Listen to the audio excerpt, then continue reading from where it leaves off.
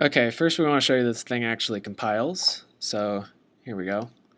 And our screen capture thing is like a sliding program, so I hope it doesn't give you guys motion sickness. But so anyway, there you go. Successful compile.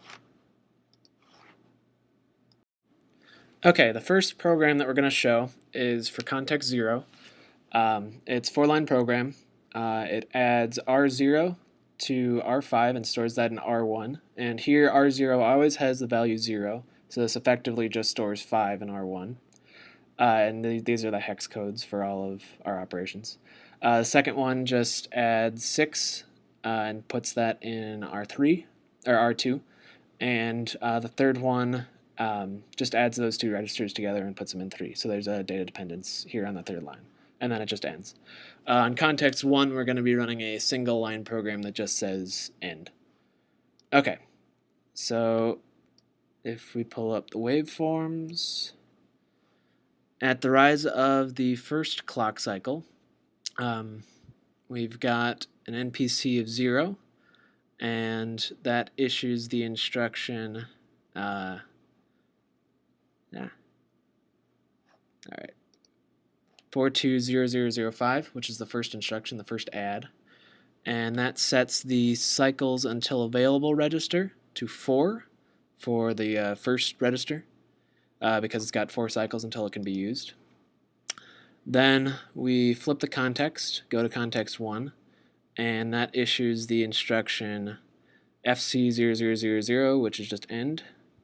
Then we flip back down to context 1, and we read the instruction on line 4, which is the this adding 6 to R2.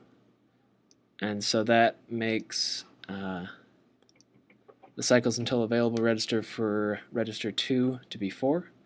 And then it goes ahead and it reads what the next instruction would be, which is adding the 2 registers together. And it notices that that we have to wait for 4 cycles. So it has to stall for 4 cycles. Then we flip back up to context 1, which hasn't officially ended yet because the end hasn't gotten to the execute stage yet. But it does at right here. You can see the end flag for context 1 flipping up.